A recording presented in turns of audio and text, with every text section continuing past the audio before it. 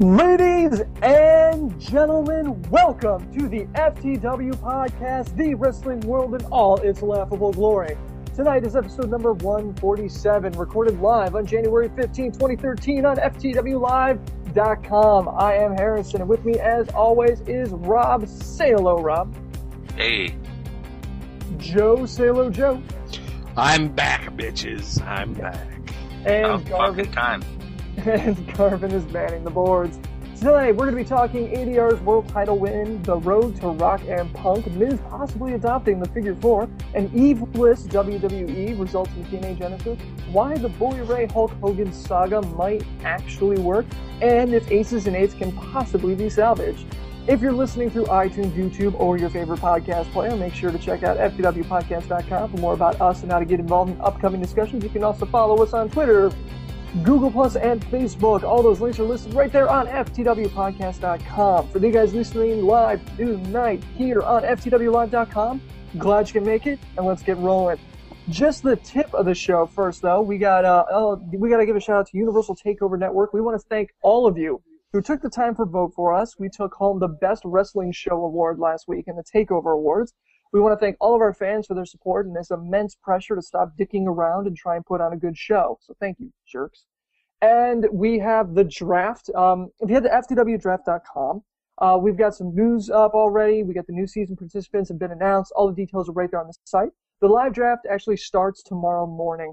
But right now, Rob, who has the honor of picking first because he sucked so bad last season, is on the clock. So Rob, with your first pick, the delegate from Chicago takes Dolph Ziggler. Dolph Ziggler. Interesting. First choice right off the bat goes to Dolph Ziggler. I do want to give a special shout out to Diva Jill, who put up a blog post about who she thought would be picked up in the first round. She kind of ranked wrestlers who she thought was the best one. She put up some really good points if you're trying to figure out who to strategize for your team. So definitely check it out. You can see it on her site, FTWpodcast.com. So Rob, Dolph Ziggler, you happy with that pick? Obviously, right? You think you stand a chance against Lee? Yeah, I mean the first couple of seasons, you know, I've picked mostly TNA wrestlers, which is one reason why I've sucked so bad, because TNA being only 1 week, one show a week, WWE has more shows, and Dolph has been on a roll lately. So, yeah, I think I think that'll help me out. All right. Well, the rest of the draft will begin tomorrow at 8 a.m. Eastern Standard Time on FTWdraft.com, so make sure to check that out. But first, let's dive right into TNA.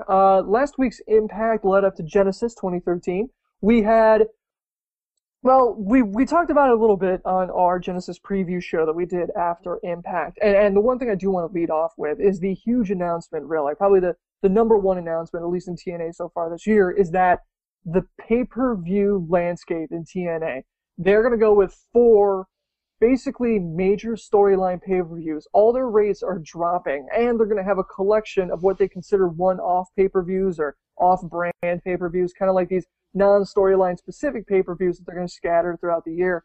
Seems like the first one is going to be Genesis, which we had.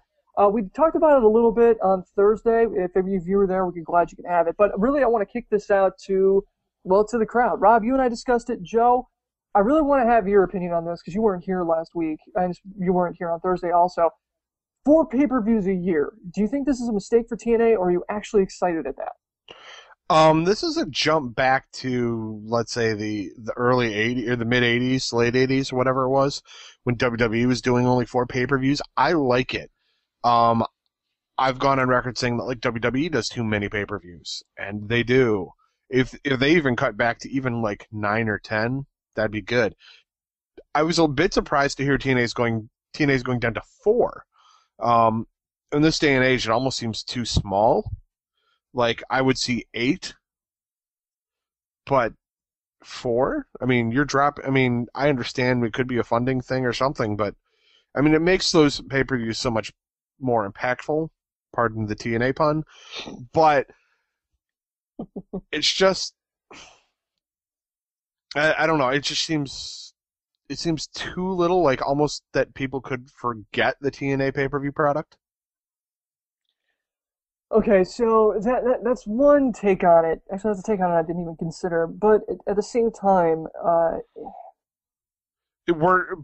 It's. I mean, those pay-per-views are going to be worth a lot more. Let's not kid ourselves. oh yeah, It's not like WWE who does 13 pay-per-views in 12 months. When September, October comes around, WWE, you get the middle finger from me. I think you fucking suck. You give no help to Hell in a Cell. That's the October pay-per-view, isn't it? It was like Hell in a Cell and like two other ones, and it's like, it's too quick. Hell in a Cell, Survivor Series, and something else. It's like, no. You're already doing 3-hour Raws. Don't do it. TNA's doing a good job with what they're doing. I could see them doing this for a year and figuring out if it's going to work in the long run or not. Okay. Maybe they'll add a couple more. Okay. All right. Well, we'll see how it goes. But ultimately, it is an interesting sort of tactic when you think about it, because they're scaling back. It's something again that we discussed last week and I think the week before as well. The idea that maybe it would be a good idea, and this is something that we've been rumbling about, in small amounts over the past few months. So again, TNA listening to our show and taking cues from it. So you can thank us for your pay-per-views, Austin Aries, and didn't we do a third one too?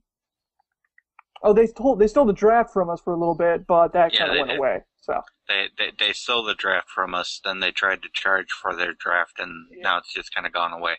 Yeah, they know who pays the bills. It's us. So you better not anger. We are keeping TNA in business. Yes, we're supplying all their great ideas. So they know who signs the checks here. All right. So before we leave Impact into Genesis, Rob, how do you feel about Impact as a go-home show for Genesis? Do you think it did well? I mean, it had some interesting segments. It had some interesting segments. There were a couple, and I mean that as in like literally two good matches. On the whole, as a go-home show, I don't believe it really did what it needed to. I was kind of disappointed by the way this Impact went. There were some good ideas, some good segments, but generally speaking, as you look at the whole show, I was less than impressed. Yeah, that was the one thing I wanted to say going out of it. It seemed like not a terrible show, just not a very exciting one leading into it. I mean, I think the real thing that killed me for it was the Hogans having that segment in the end. And then, you know what? I don't want to talk about that. I don't want to talk about yet another goddamn wrestling marriage travesty. If it's not Edge, it's terrible. And I don't understand why we have to keep doing this. Unless there's crazy Kurt Angle with an axe, the wedding's gonna suck. Okay, that'll work too. What about what? Go back to Macho Man Miss Elizabeth, man. But that was legit. That was like no, that would not. No, they were already married at that time. No. Yeah, okay, yes, that's true. Yeah. It was still a kayfabe wedding. Yeah, that's right. Yeah. Sorry. But why are we still shitting on ODB and EY's wedding? I thought that was good. I know we're going back. Well, 3 months to go get chicken, but Harrison changed his stance on it when I said, unless we get crazy Kurt Angle with an axe. Harrison said, okay, well, that would make it good. Cyborg with an axe. Oh, stop calling him that. Cyborg with an axe. Hell yes. I can't believe they reference. They keep calling him that. Anyway, so yeah, I mean, we got that fiasco. But gut check. So we had two. It was kind of weird. So we had two essentially rookies coming in to do their own gut check match. Jay Bradley and Brian Cage, and already I forgot which one looks like what, but whatever. What the really weird thing though was that the crowd was very clearly on Brian Cage's side and booing Jay Bradley, which I thought was weird because their video segments, they didn't really play a face or heel. They played that same cocky attitude. I'm going to make a face, make blah, blah, blah, blah, blah. I think they were booing Bradley just because he was from Chicago. That's really the only explanation I have. Or face palm. See, Rob, face palm, face palm. I'm telling you, that's literally the only explanation I can come up with. I mean, having seen the segments, like you said, neither one of them was actively face or heel. Both of them had decent move sets. Yeah. Okay. Well, yeah, it was weird. It was just really, really strange. So, maybe it was piped in or something to get the crowd going. Who knows? Okay, so thoughts on the match itself. I mean, this was the first time that we saw a gut check match between two rookies without having a veteran in there to test them out. How do you think they did? You know what? When I first heard this, I was like, oh dear God, you can't throw two rookies in the ring. This is not going to end well. But I actually kind of like that. I thought it went really well, and it adds a whole new dimension to gut check because, now we've got a winner to the match and everything, but next week we've got two people who are going to be facing the gut check judges, and only one of them's going to get a contract. I think this is a real fresh adjustment and change for gut check, and it really got me even more interested in the gut check process now. Okay. Garv, what'd you think? I had the same fears going into this that it would be terrible, because we didn't know what we were going to get. But yeah, I thought this was really one of the highlights from Impact. Jay Bradley did fantastic. He totally played into the crowd booing him. It was he was getting a great reaction for what he was doing, and I thought that was great. And he looked fantastic. I know there's been people saying, we want Brian Cage. The live chat is saying that as well. But I don't know. I mean, after that, I almost would rather, I'm going to go with Jay Bradley on this. I think for sure he earned a spot just by how he worked and how he interacted with the crowd. And Brian Cage kind of he took. He really played off of the crowd, like you said, Garvin, and I really got to say, watching him do that, his finishing move, the clothesline from Hell variant, it was really good, really convincing. It almost reminded me of Bradshaw, of JBL. Oh, that's a good point. Yeah, man, and just overall, I mean, this new concept of gut check, you throw two guys out there both fighting for a contract type of thing. I like that setup. I think that's nice. It gives you something else to see other than, an obvious loss for the gut check guy against a low to mid carder. And not only that, it's good for TNA. It allows them to process more gut check applicants too, because now you're doing two at once as opposed to one at a time. You guys don't think it's a little too much like Thunderdome? Thunderdome. Master Blaster runs by the town. Exactly. Abyss would be Blaster. Who would be Master? Hornswoggle? Hornswoggle? We'd have to get Hornswoggle signed with TNA. When I first saw that these were two rookies, I don't know, I didn't have the same reservations that you guys had. I thought, all right, well, these are two guys. What we're going to see is a very, indie-fed type match. It's going to be interesting. They're going to play off the crowd a little bit, but it's not going to be something you'd expect something like AJ and Christopher Daniels or anything like that. So for that reason, I wasn't expecting this to be terrible at all. I thought it would be a decent match because you got to think that's what these two guys do. If they're doing, if they're on the road and they're traveling to different wrestling shows, they got to put together a match that day, and you got to assume that they're going to be like, all right, well, we can't really have an ego here. So I didn't. I was out of town for work, so I didn't get to see Impact. But I like the idea of two rookies just going at it, and the judges get to pick who out of the two gets the spot. Just say you were at CES so everyone can be jealous. Just say that. Yeah, and I have video I need to send you of a Formula One car they had on display. Oh, it was the Ferrari? Yeah. Yeah, I saw pictures of it. Did you see the... Okay, well, I don't want to get into the... whatever. Anyway, shifting gears from gut check. You know what? I don't want to talk about Bully and proposing to Brooke. I mean, look, the only thing that made me excited about Bully Ray and Brooke this week was the theory, Rob, I think it was you that came up with, that they were angling Bully Ray to basically have that schism between him and Hogan to try and get Bully Ray into Aces and Eights so they could take it down from the inside. Schism? Schism. I love that schism. I love that idea. Schism? That wasn't Rob. That was I can't remember. It was a listener. Oh, it was a listener? Okay. Well, whoever it was. I love the idea. I'd like to take credit for that idea, but it wasn't mine. Okay. Good on you. Anyway, whoever it was, great idea. No, we're not getting that. In fact, we're getting the complete opposite. We're getting a fucking what? When he got on one knee, it was just no. We just ended. Well, I don't know. I mean, what can I say? Harrison made the joke for me last week that Hogan's just jealous that someone else is doing his daughter. And in this case, I still think it's true.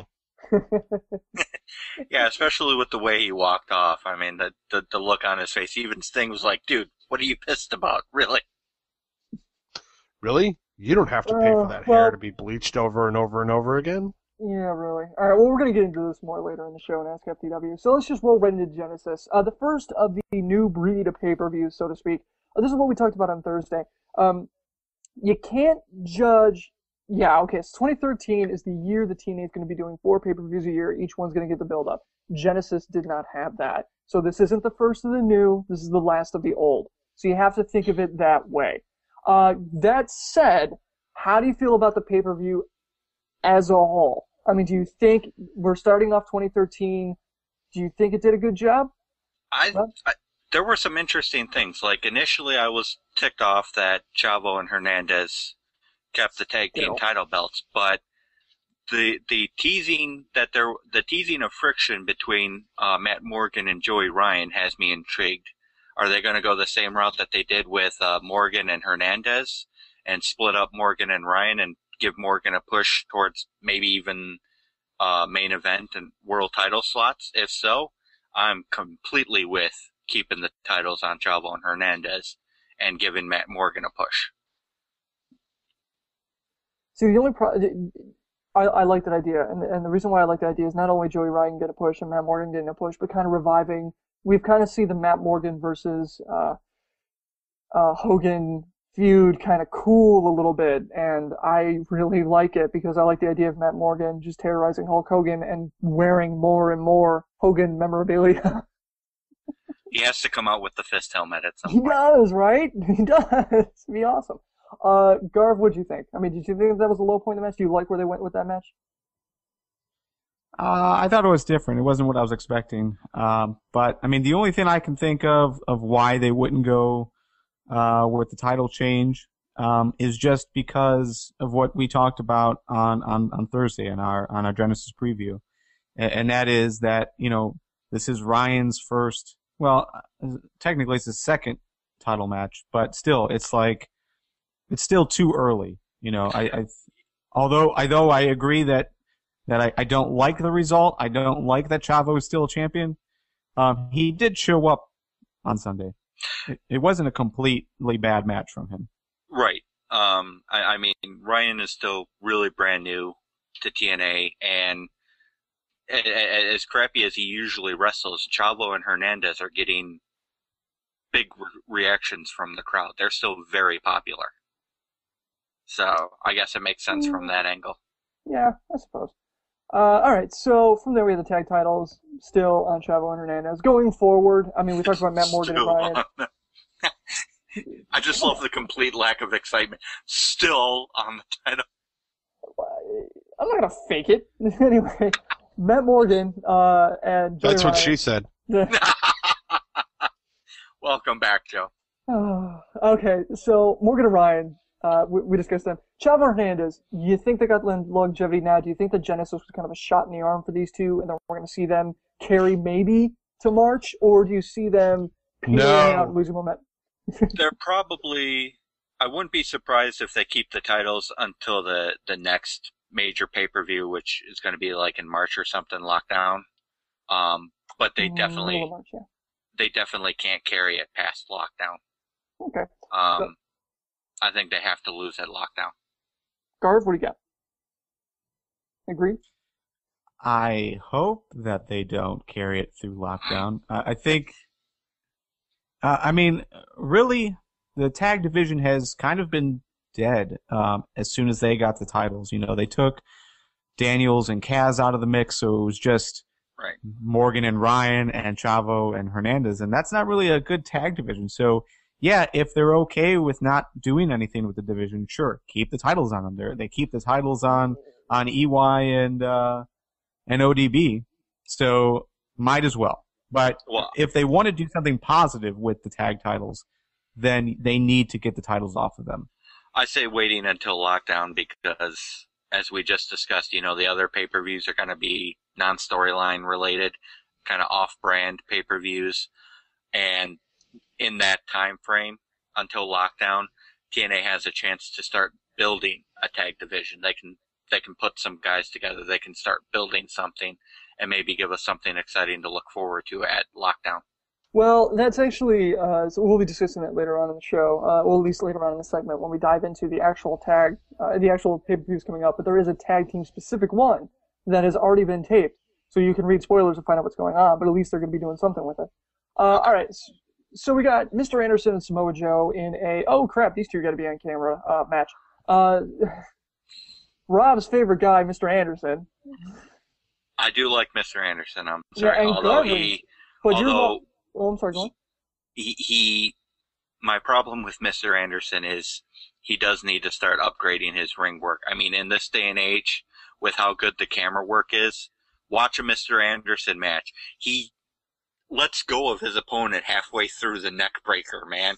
And he does the neck breaker every match, and halfway through he lets go and then tries to grab onto him again. He's got a good character idea. He can do some things on the mic, but damn, he needs to up his ring work a bit. Well, Garv, I know you're also a huge fan of Mr. Anderson. What do you think about him picking up the win over Samoa Joe? I'm okay with the result, but just to go back to what Rob was saying, Rob, Anderson has had his entire career to improve his work, and he has failed to do it.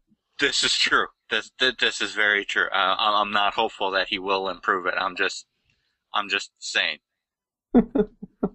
All right. So the other thing we had in Genesis was the lead up and the defense of the X Division. We had Kenny King versus Christian York with the winner facing RVD. We were almost unanimous picking Kenny King, thinking that because of the heat he had coming out, Christian York was, new and everything, but Kenny King has put his bumps in a lot longer. He deserves it. And then RVD, well, basically, whoever it landed on, RVD would clearly drop the title. We picked Kenny King. Neither of those things happened. Christian York went on to lose to RVD. Well, that's not completely accurate. Well, at least I said if Christian York won, he wouldn't defeat RVD. I just didn't think York was going to beat Kenny King. Yeah, you don't get halvesies on this one. I'm just clarifying.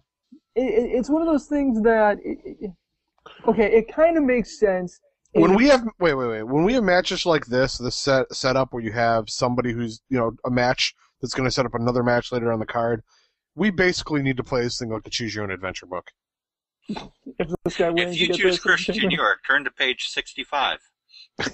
You have been eaten by alligators. If you think, you have been eaten by alligators, exactly. If you think Kenny King is going to win but lose to RVD, turn to page 54. All right. You have been flushed down the drain. We can figure that out later. The question I have is, does this make more sense given that we have the TNA Extravaganza that was taped a few days ago, which is going to air in April, which is one of those supplemental pay-per-views, kind of building up the X Division? Keep in mind, it's going to air in April. Yeah, I guess it kind of makes sense. I mean, we're building up. They used the match to build up a rivalry between King and York. They're really pushing King heel with the after-match attack. The RVD Christian York match was interesting. They really played up what Christian York can do, even hurt. They still gave him, they still had him basically giving RVD a run for his money. All in all, the match just told a good story. So it's not a total fail from that aspect. Mm-hmm. But at the same point in time, they really need to start building up the X Division a little bit more and find somebody that RVD can drop the title to. Okay, when do you think that would happen? 2 months, 3 months? You think we're waiting all the way till March? Do you think we're going to be waiting longer? Either lockdown or the pay-per-view in April. Garv, you agree?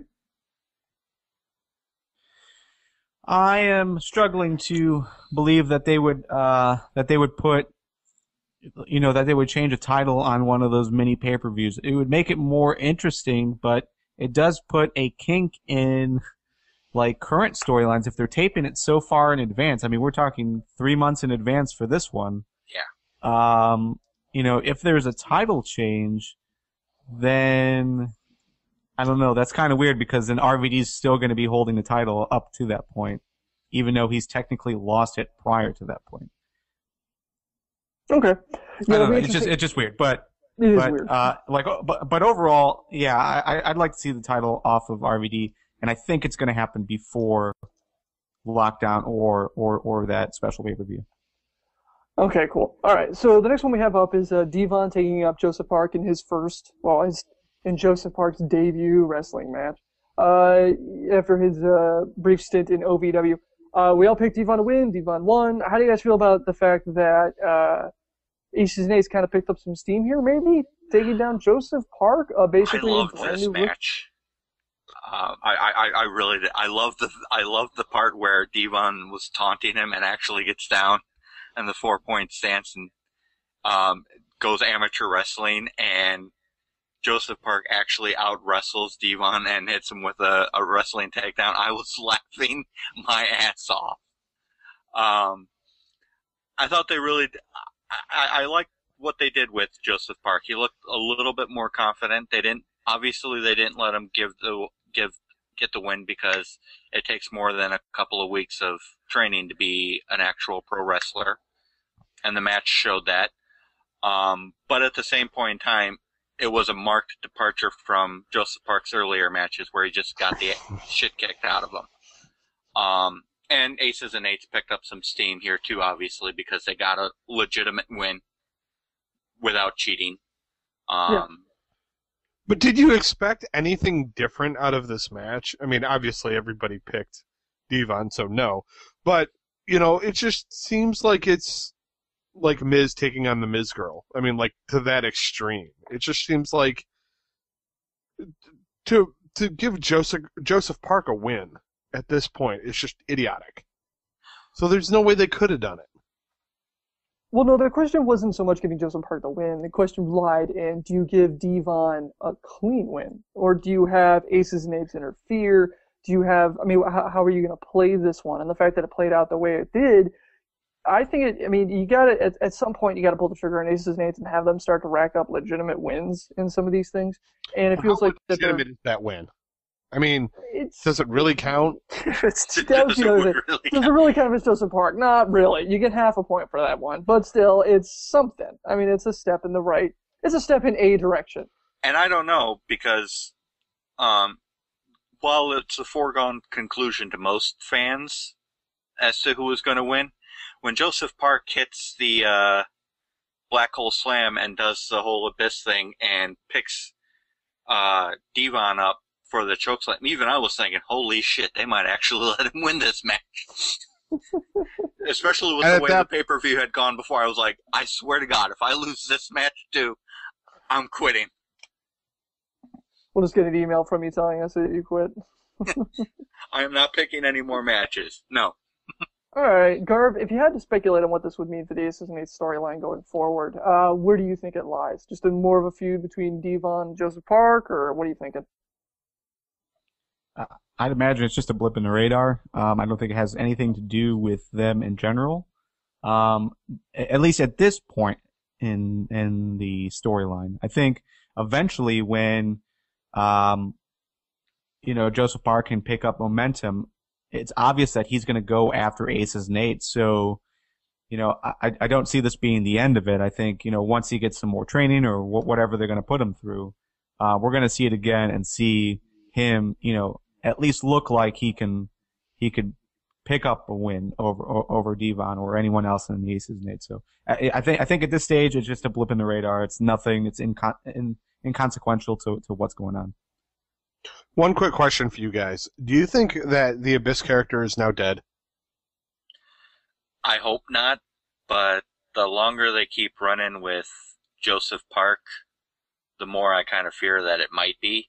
But then again, they keep having Joseph Park channel Abyss. So it's kind of like TNA It's like TNA at times with the Aces and Eights storyline. I think TNA is debating. They don't really know, do we want to keep Joseph Park? Do we want to go and bring Abyss back? And so they're trying to walk that line.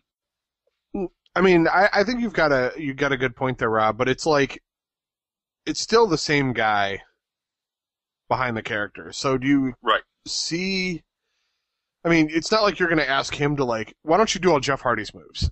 You know what I mean? They're going to have to use a lot of the same move set. I would like to see that just for sheer comedy. Okay, just be Paul London. Drop the Abyss gimmick and be Paul London. What Can if you see him hitting a 450? Really? I'd pay money to see the man he hits. Killing both of them. Okay, so the question is, just to throw it out there, what if they're retconning Abyss? What if what we're seeing is the origin story for the Abyss character, and what we saw before is, you laugh, but they do it in comic books all the time. Right, so we're going to actually end up seeing Impact end, and it'll be Ultimate Impact. Exactly. Like Ultimate Spider-Man. Yes, and then they're going to be on the moon, and there's going to be Ultimate AJ Styles. Yes, they're going to battle and go up against Silver Surfer. Ultimate Christopher Daniels. Now, I'd pay to see that. but I don't know. At some point, yeah, we like Joseph Park because of he's Abyss. I mean, that's why we like him. So it's like seeing The Undertaker in his American Badass gimmick. It's like, can you just come back out to the smoke and the bong and everything? And I mean, smoke and the bong. The bong from the bong. I get what you're saying. Yes. So okay. So the other thing we had is the gauntlet match for the knockout. The knockout title #1 contendership. Was a gauntlet match style. It had Velvet Sky, Mickie James, Gail Kim, ODB, and Miz Tessmacher. Velvet Sky won. Question is, do you see good things from the Knockouts division with the way this happened? I mean, this is all pretty good talent that they had in the ring right there. How do you feel about it? I think there is. Gail Kim, they kept making reference to the fact that, she was the first Knockouts champion and that she originally won the Knockouts title in a gauntlet match. And she had won a gauntlet match another time. So I like the fact that they kept Gail Kim as a strong, viable option for winning. I don't think ODB is ready to get a knockout title shot yet. I would have liked to see her do it a little bit better than she did, but I have no problem with Tessmacher and Mickie James basically crashing and burning because they've already had a few shots at the belt. Miss Tessmacher, I feel, needs a little bit more work before she's knockout title material. And out of all of them, I think Velvet Sky is the most deserving person for the Knockouts title. If I were TNA creative, I would be gearing towards booking her to be the Knockouts title, the Knockouts champion. So all in all, I think it was a great match, and I'm a huge fan of gauntlet matches. Awesome. Garb, agree or disagree? Do you like Vicky Sky? Did you like Velvet Sky coming up as the next Knockout champion? No, not in this circumstance. Only because I thought Gail looked so awesome. Like I'm sorry, Rob, and I know I'm going against the grain for a lot of people, but obviously I'm pro Velvet Sky in that I'd like to have her hold the title around Lockdown, but at this stage, there still isn't a whole lot of movement. So Velvet Sky is obvious. But you have Gail Kim, who kicked ass in that match. She looked fantastic. This was the first TNA match for Gail Kim where I thought she was like, she was the women's wrestler that I thought she was supposed to be, I thought she was fantastic in this match consistently. She went however long that was, 15-minute match? I think that's great. She was one of the first two in, so she wrestled the entire gauntlet match. Mm-hmm, yeah.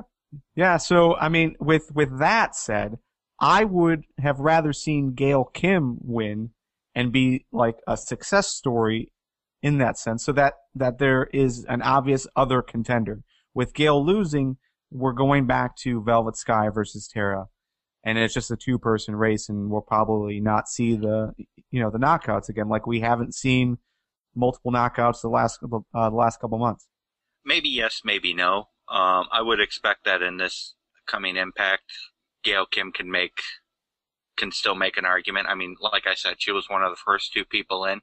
She was in the entire gauntlet match. I think she can pull the heel move and say, hey, I was in the entire match. Velvet Sky got lucky. It was a fluke. I want a rematch. There are still ways you can go from here. Yeah, and the only other thing that I have against Velvet in this sense is that, what did she do? She came back the same night that Mickie James came back and interrupted her, and she beat Gail Kim at Genesis, who already wrestled 3 other matches. So it's not like she's as powerful or as strong going into this title match as she should be. So that's the other reason why I'm against Velvet winning this match. Okay, well, my only opinion is the love that I have for Velvet and Tara has been well documented on this podcast, so I'm just gonna abstain from this one. James Storm and Christopher Daniels. We all You were gonna say Reeve, weren't you? No. What I was gonna say is Lance Storm versus Christopher Daniels. I was expecting Christopher Reeve. I'm sorry. No, I just wanted to take a pot shot at Rob because he did it again on Thursday. James Storm versus Christopher Daniels. We all picked James Storm because we thought he was on a tear, deserves to get in the main event, and this would be a great way to build some heat for him. Daniels won. Thoughts on this one? Real quick. I mean, what quick opinion on this one? Because, grand scheme of things, do you think this hurts James Storm as a character? Or do you think that this could be a No, I don't think it'll hurt the character too much. I mean, Daniels won by shenanigans as per usual.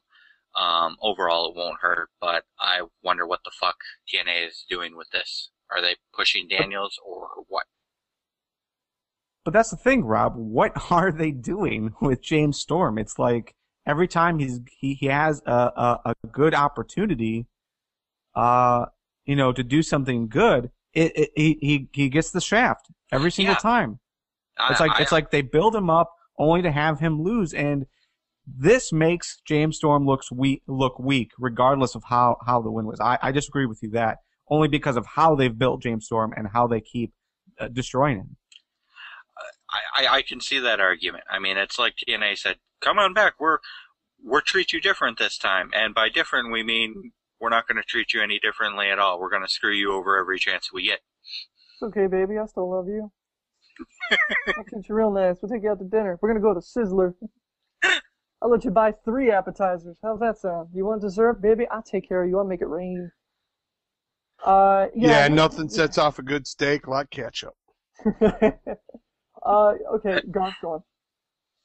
But I will say, outside of the result and what they're doing, James Storm, this was my match of the night. I thought what they did was great, and if they're leading to a rematch in the next couple of weeks, I'm all for it. I'm for it because, yeah, Garv, I'm with you. It was a phenomenal match, and it kind of highlights that one thing that Christopher Daniels seems to be only as good as the guy he's facing, and it always seems that his best matches come from AJ. So the idea that he could have a great program with somebody that isn't AJ Styles, you can't help but think that's awesome. So him versus James Storm, yes. I mean, yeah, as long as they keep putting out quality work, yeah. Otherwise, we're going to have to see Christopher Daniels versus AJ again, and they are really just scraping the bottom of the barrel as far as storylines they can have these two go at. I mean, they went to the basement with that story, with that.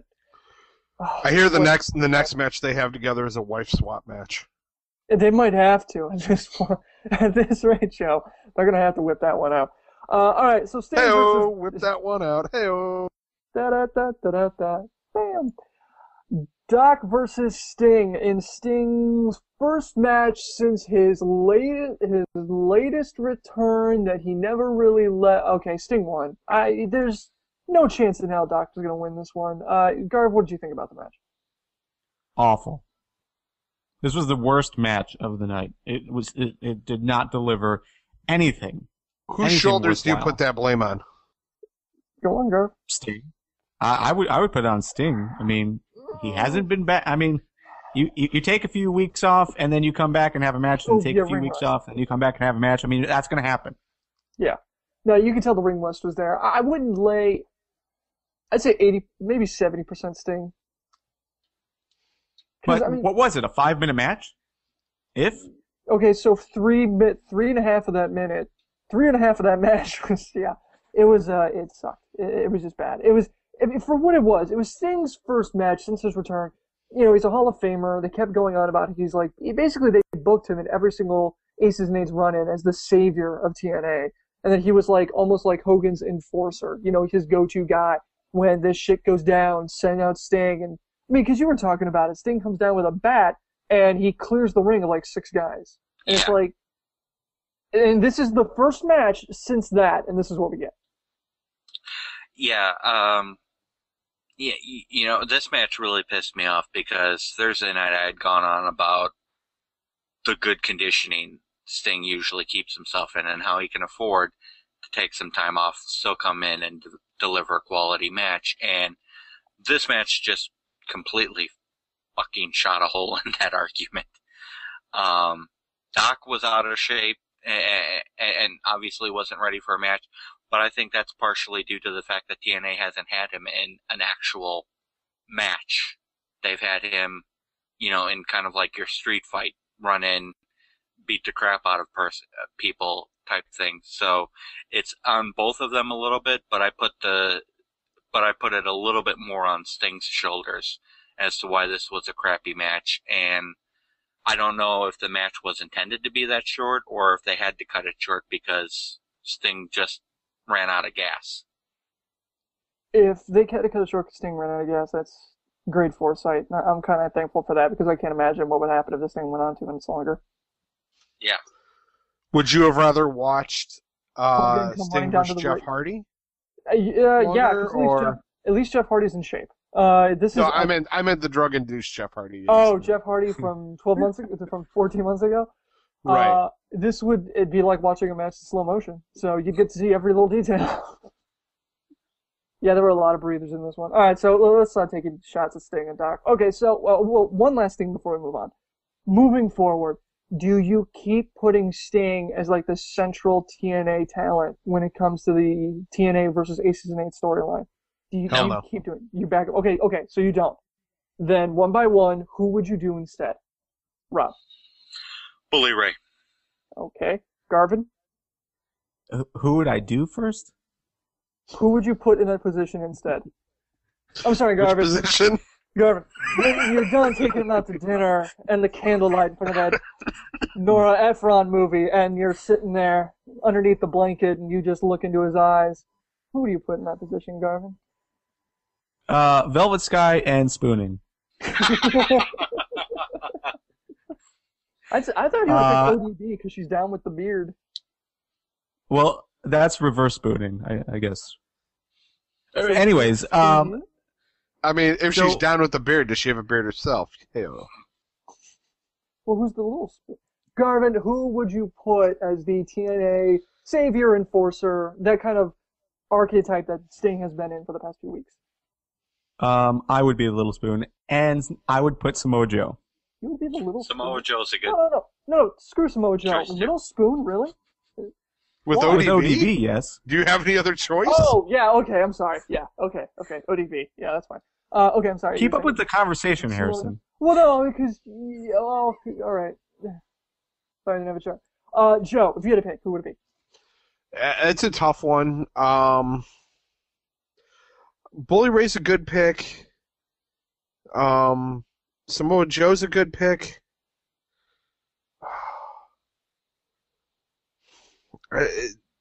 Your options are just... You know what? Joey Ryan. Give him something else to do.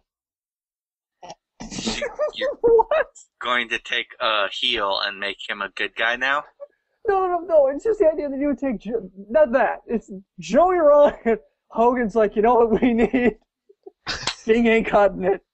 We need Joey Ryan. We need a smart ass. You get him in my office right now, goddammit. Oh God, he's back on the rocking horse. You see, that's how we're safe, TNA. Damn it, we will creep those biker bastards out and have them run. I don't know. I want to see something a little more unorthodox. Okay, to that. I mean, you saw, like, not to jump over to WWE on this, but when they had the WWE versus the ECW WCW alliance, you did have heels fighting for the WWE side. So I'm kind of looking at it like that. Okay, that's a fair point. Yeah, you can't rule out heels entirely. All right, Garth, you got a responder, rejoiner? This is from the live chat. What about Rob Terry? Could he fit that role? That could be an interesting choice, really. Only if we destroy Robbie. Just really coming down to the ring in that sweater. Yeah, they're kind of moving in that direction already. They're showing signs of division between Robbie E and I'm Robbie sorry, E. but aces and eights, you're not on the list. There's your catchphrase right there. You're not on the list. Damn. He's not too fast. I mean, he's talented. He looked really good on Thursday. But I think it's too fast. If we're gonna take heels and have him fight for TNA, why not Austin Aries? Because Austin Aries has already said he wouldn't do it. Austin Aries is already making that the central point of his heel gimmick right now is that he fought Hogan's fight for him and got nothing in return, got screwed over because Hogan wanted to get behind Jeff Hardy. Exactly, but that is the exact setup to every 1980s action movie starting Arnold Schwarzenegger. You have Austin Aries fishing in Montana, then Hogan walks up in a suit and goes, "You're a hard man to find, Austin Aries," and then pulls off his aviators. That is the exact beginning to Commando, and it would work. You want to know why? Because that movie was awesome. That's pretty much the beginning of the Marine as well. Yeah, there you go. It's every single action movie trope where the guy, I'm telling you, Austin Aries is like, I don't want to fight your battles anymore, Hogan. I'm done with that shit. Or, the grizzled Vietnam vet. Oh, it'd be awesome. With no legs. With no legs. He comes in a wheelchair. Lieutenant Dan. All right, Garth. Cybernetic legs, and he fights the villains. Whips them off and beats them with it. Another note, Bully Ray kind of did that, though. He was a heel and basically took sides with TNA. But that made him face, though. That's what happens when you insert yourself into a Hogan. And we're done. Thank you, everyone, for watching the show. We record every Tuesday night at 10 p.m. Who the heck? Wow. And we won an award in spite of this. God damn. Hey, I wasn't on the show when we won that award. That's probably why. Woo! Woo! He is back, folks. All right, so we gotta roll. Jeff Hardy versus Austin Aries and Bobby Roode. Jeff Hardy won to the surprise of no one. We keep talking about, okay, yeah, he deserved it. Yeah, it makes sense. Yeah, when does that start getting stale? When does he drop the title? Do we see him drop it in March? Do we see him drop it 3 months later? Just real quick so we can move on and discuss the news. Garvin. I actually don't see them taking it off of him for a while, as long as the rumors are not true that he's leaving once his contract is gone. I never heard whether or not that if he resigned or not, but that's been on every single news site over the last 2 months is whether or not he's going to jump ship. But if he stays, I think the title is going to stay with him. Okay, Rob, you agree? Yeah, I really do. Unfortunately, though I don't see why he would be leaving anytime soon. TNA's met all of his demands, even pushing his horrible, horrible album. God, my ears started bleeding listening to that. But yeah, they're going to stay with Jeff Hardy for the foreseeable future because as crappy a wrestler as he is in the ring, he gets reaction like you wouldn't believe. And TNA sees dollar signs. Okay. Yeah, I understand that, but at the same time, you got to wonder at what point does TNA like the idea of, because part of Hardy's allure, especially during Bound for Glory series, was his redemption, his climb to the top, and you almost wonder if that sells almost as many T-shirts. You know, the idea that he's going to go get his belt back. I mean, there is that to be said too. Which so one? For me, He's got 2 of them. Okay, he's going to get his old belt back. They're going to wheel it out from storage, you know, and we're sitting there holding up the paper towels, and they're just going to pull that out, dust it off, and then bring it out and toss it to him. Joe? Well, let's say Hardy has been carrying both belts. Let's not deny that fact. Right. And Rob, are you sure it wasn't military experiments that are making your ears bleed? No, it's got to be Jeff Hardy's album. And I think Jeff Hardy will hang on to it until Aces and Eights actually gets a #1 contender. Okay, see that's an interesting idea. I think they're going to take it, and then Bully Ray is going to be the one to retrieve it. That's an interesting idea. I like that idea. Interesting to see. Okay. All right, so as far as Genesis predictions go, we had a winner. I'm not going to announce him because he's not on the show, and he probably just picked names out of a hat or had a hamster pick it for him. I don't care. It was Mike. Who gives a shit? All right, so yeah, he won prediction. I'm willing to bet he just pulled out all those picks. No, he says he gets someone from the Torch to help him, doesn't he? He gets a ringer. We can't count Mike's. I'm putting a motion on the table. I'm calling attention the 4 godfathers of the FTW podcast. I'm putting a motion on the table. We strike Mike's predictions from the record because he's bringing in the PW Torch as a ringer. Second. I think that's fine, especially after his big wine fest after the season 3 of the draft. So yeah, Mike is now invalid for everything. Yeah, second and third. You pick based on your own insights in TNA. You can't get somebody to help you. Okay, Garvin. Plus, he did kind of wait until like the last minute. He couldn't get his picks in before we did the show. He had to wait till the weekend. That's kind of unfair. All right, it's unanimous. Then all of Mike's picks are stricken from the record. I am totes looking forward to how much he's gonna bitch about this now. Oh.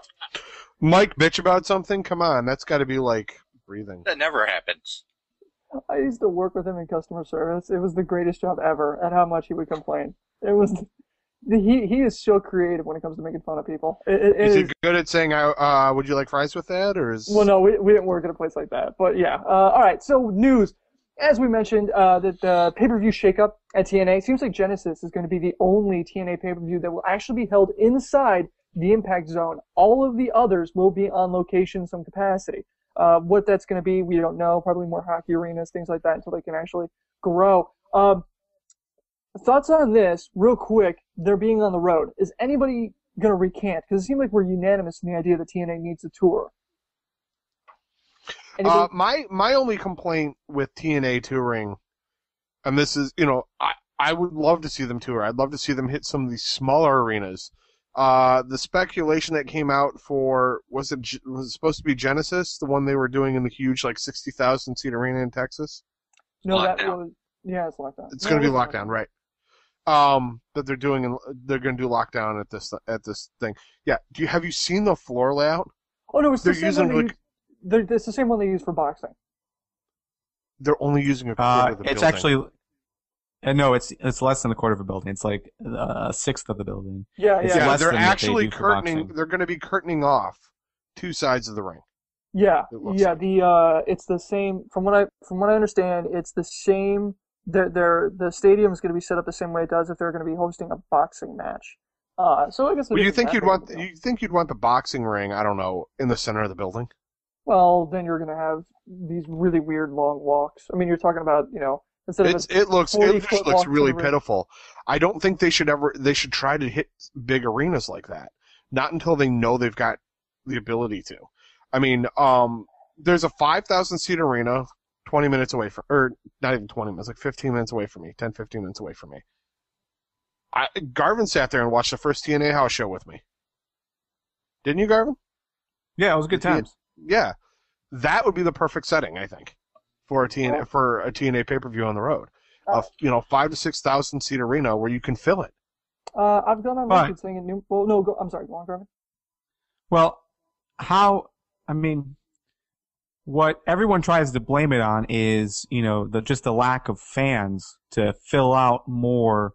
But what if it's just because of their technical capabilities? They're stuck on this one-sided camera They're not shooting from every angle. So what if the reason why they're doing this is just because they don't want to spend the money yet to build out their production so that they can shoot from more sides? Because that's stupid. Because I've watched. I watched what they. I watched it. No. When I said Slammiversary, I watched them. They do the same thing that WWE did. They had the crane. The crane is even fucking. I get motion sickness. More annoying to the fans than the WWE crane camera. They had the people to cover it. It's just. Well, I'm going to go on record again. If it's an equipment thing, well, someone's going to have to get a loan for something because having only 2 cameras for your entire company is really going to suck ass after a while. Especially if one of them breaks. Have the one guy running down the aisle to get the close-up of Austin Aries. It's like Detroit with their helicopters. Yeah, exactly. The city of Detroit, their helicopters. They can't afford them. 2 of them are in Hawk. All right, so, I'm going to go on record and say again, I still think that college campuses are the way to go, because then you'll have a ready-made audience for this within a walk of the location that you're going to be doing that at. You knock down ticket prices, you get with the student union. You're going to tell me all those frat boys are going to turn out when they see some of these knockouts? Hell yeah, they'll be there. And that crowd, they've got like 2 knockouts worth looking at. Come on. Okay. 3. They're all going to, all those guys are going to pre-party. The place is going to be rowdy. It's going to be incredible. So I don't see why they can't do that. Just do a college tour. But anyway, the other one is, we're going to run down. Drunken frat boys lining up for ODB. I would hate that so much. The themes for the one-night-only pay-per-views. These are the off-brand pay-per-views, not the big 4. These are the others. We have the TNA Extravaganza, which is all the stars of the X Division. It's going to be airing in April, already taped. TNA Joker's Wild Tag Team Special, featuring enemies teaming and a Battle Royale final. The enemies teaming, I do want to say, we talked about that a lot on this show about a year ago. That also has been taped and will air in May.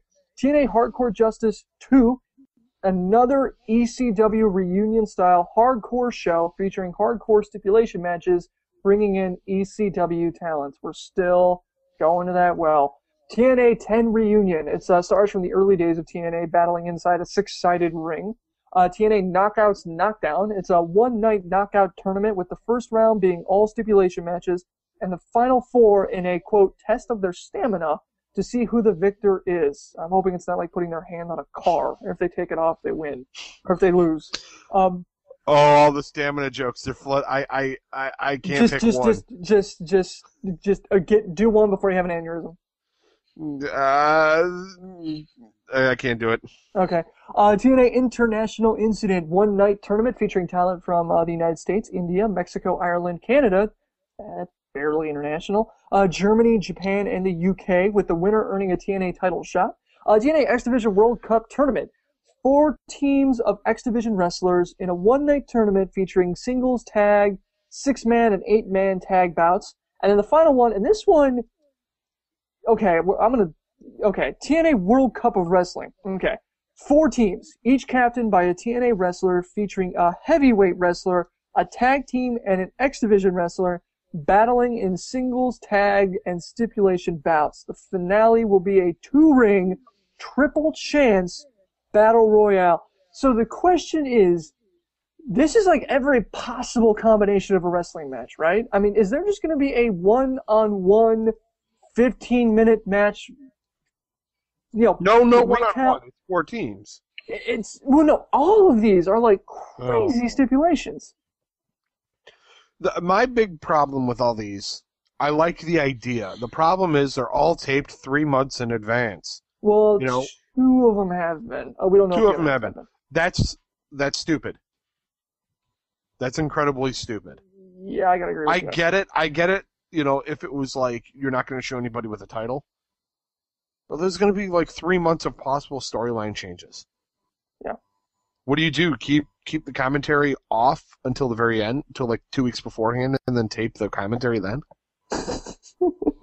Austin Aries flies to the air, but as you know, Austin Aries just recently, off of his career-ending injury on Thursday, appeared for one night only before he has his retirement 4 days from now.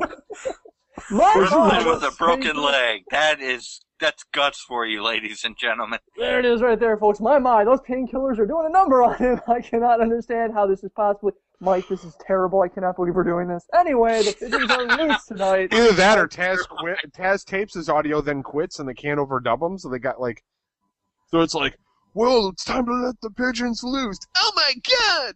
They get Joey Styles in there to do it for a little bit and just fill in like it's Taz and nobody comments on it, or... No, you just have a Taz machine. It's just a machine, like they have a early morning, morning zoo drive time. Just a drop machine? No, you just have a button that plays all of his catchphrases, and he's just just hit it. Who's your daddy and what does he do? Exactly. You're the girl of my dreams. So it seems like, it's an interesting idea. It's definitely not what I thought they were going to do with those off-brand pay-per-views. I thought we all were wondering, are they just going to be smaller? Are they going to be basically a middle step between Impact and a pay-per-view? And really, it seems like what they're doing is putting wrestling and not storylines in the forefront with a lot of these. It's an interesting experiment, and I think it's going to be really, really cool to watch. Garv, what do you think? Yeah, I like every single theme that they have going on, but what I don't understand is why am I going to watch it now? It doesn't really matter when I watch it because it doesn't seem like they have to do with anything else. At the same time, the only pay-per-view that you listed here that had a title shot added to the stipulation was one. There was one. So what are the other ones for? What's the purpose? They're just one-off. They're only how much are these things going to be? Give us money, please. It's $15 for TNA talent being put into really, really interesting storylines, and we don't know. Look, the idea that maybe these will be storyline based. I like the. I think the Knockouts and Knockdown could have really big, storyline situation. It could have, big repercussions in the storyline for the Knockouts division, especially the World Cup ones, which I like because the World Cup's coming up, but still, it's so confusing how they're doing it. It seems interesting. The only thing, I can't see why tape it. Does that seem odd to anybody else? Because it costs more money to do it live. Does it? But does it really? If you're not traveling, if you're doing it from it's the same. Yeah, there's still an added expense to it. If you do it and tape it, you're not having to pay for that additional broadcasting and the back redundancy that you need to have for that. I don't know. I'm not in TV production. It could also be a scheduling issue, especially with the Hardcore Justice too. A lot of these ECW stars that might be there aren't currently under contract for TNA, so TNA has to get them down to Orlando when they're available. And you have guys like Sabu who are in such huge demand right now across the country that you'd have to make sure you schedule around them. The only Raven and Tommy Dreamer managed to continue wrestling. Okay, yeah, all right. The only thing I can think of is that by doing it taped all at once, doing it in a batch, so you have the tag team special and then the extravaganza, you knock them out at the same time, that kind of cuts down the cost. The fact is, when they do these pay-per-views, they don't get the advertising profits from it at all when they do pay-per-views, so it's all pay-per-view buys and stadium tickets. So that's the only thing I can think of is that, when they do pay-per-views, they just don't make the money on advertising anymore. From the network. It's gonna. It's basically and DVD sales. And DVD sales, but that's amortized. That's later on down the line. You can't recoup that right away. That won't keep the lights on this month. Isn't that pretty much just like how they were doing Impact in the first place, though? Yeah, that's what I'm saying. Taping it 2 weeks ahead. Yeah, but but the thing is, they've been going live since then, and they've really hit home the fact that TNA is now live, Impact is now live, and the pay-per-views traditionally, as far as I can remember, pay-per-views have always been live. So it seems weird that you would do, first off, that you would do taped at all, let alone taped in the age of the internet when, like Garvin was saying in the pre-show, we have spoilers now. So it's one of those things where it's I can't see, other than maybe cost, why you would do this. Yeah, especially since I was watching TNA's channel on YouTube, posted an interview that JB did with Dixie Carter, and she was a big fan of live broadcasting. She went on record and said, Impact and TNA are going to be broadcasting live as long as I have any say in it. Okay, so Maybe she doesn't have any more say. Maybe. Well, regardless, I think we're reading the tea leaves a little deep here. We got 2 pay-per-views in April and May that have been officially taped. We don't know about the other ones, and we don't know the order of the other ones, so who knows what it's going to be. In other news, Rosita was released. Remember her? Yeah, I thought so. I thought she worked for WWE. Didn't I get the wrong one? No, No, I'm thinking. Okay, never mind. the wrong one. Oh, Joe. The wrong woman. My God, man. Oh, all right. Oh, I was thinking Rosa. Rosa, not Rosita. Okay, I'm sorry. There you go. Okay, yeah, all right. So, what a better way to close out your TNA week in review? Let's jump over to WWE. The big thing with WWE is, we had the 20th anniversary of Raw, and Raw is very quickly turning into an overly clingy girlfriend that wants to celebrate your 15-month anniversary. We just had Raw 1000, and we went to 3 hours, and now it's like, well, this is our 10th date. Well, we've only been dating for 11 months. Well, we got to celebrate our 10th date. Even then, this is the anniversary of the time you played with my left nipple. But not the right one. That's what it's right. turning into. Powerful. All right, so before we dive into the travesty that was Raw, let's talk about the travesty that was SmackDown. I don't want to get into this. The big thing coming out of SmackDown is now we are really seeing the Alberto Del Rio face turn hitting hard. And this is kind of what we've been talking about. Alberto Del Rio, he was the top face in Mexico before he came to WWE. He's talented. I mean, he's talented in the ring. Never really hit home with the fans. Even when he was a heel, it just felt like he never really got there. And he kept going on. And the only time it seemed like we as a show kind of liked him was when he was doing his Destiny gimmick. Joe, I want to kick this to you. Yeah. Alberto Del Rio making his face turn. Is this it? Is he? We said it when Sin Cara came in. We got to say it with Alberto Del Rio now. The new Rey Mysterio. I'm sorry. Let's piss off the chat. Rey Mysterio 2.0. Rey Mysterio 2.0? No way. The new Mexican face? Yes. I think Rey's done. If anything, he'll come back in time for WrestleMania, and that'll be about it. So he's the new. I think he's done. I'm gonna see how many of these I can get in 5 minutes. No, he's more like Rey Mysterio 50.0. No. Right, sorry, I'm trying to beat you at your own game and I failed. But no, I like Alberto Del Rio as a face. If only because we get to see Ricardo act more like an idiot. Like, before he was like the hapless guy, but like, I think the Ricardo thing, like, watching after the thing gets me is, this is so soon after Alberto Del Rio ran over Santa Claus. Right? It's like weeks. We're talking. It's like you ran over Santa Claus. I'm a good guy now, so we love you. He looked upset when he did it. He was like, "Oh shit!" I didn't mean to run over Santa Claus. All right, look, at least, Chevy Chase did it too. So how bad can you really be? And he's an asshole. So let's be honest. Santa Claus ran into the side of Alberto Del Rio's car. Oh, so here's the lawyer and Joe coming to the defense of Alberto Del Rio, saying, "Oh, sorry, my plaintiff clearly." I will go toe to toe with Otunga on this one. So, but no, he was actually apologetic, and then he started backpedaling, and that's when Cena went Santa.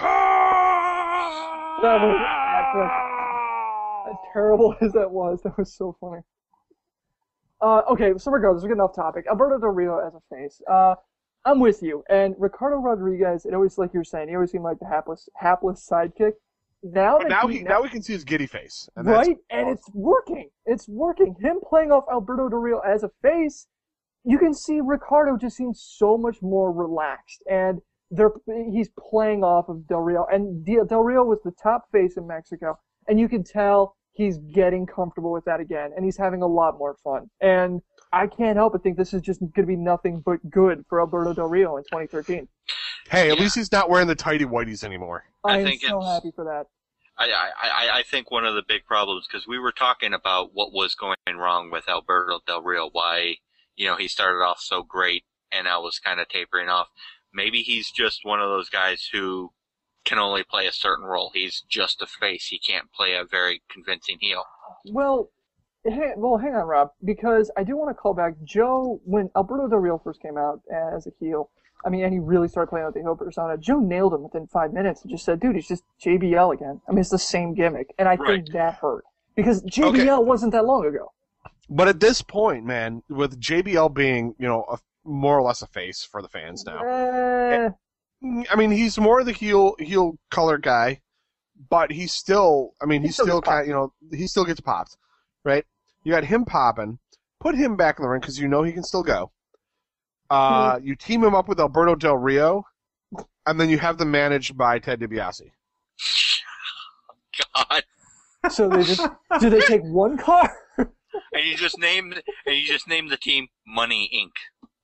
Yes. Yeah. Yes. Yes. We gave TNA all their great ideas. Let's start doing it for WWE. So, regardless, Alberto Del Rio, Garv, I want to kick this to you. Alberto Del Rio's a face. You liking it? On Twitter, I cursed WWE for making me fall in love with ADR after weeks of me hating ADR. Why do I love you? Why do you make me love you? Damn you, WWE. Why can't I just hate a wrestler?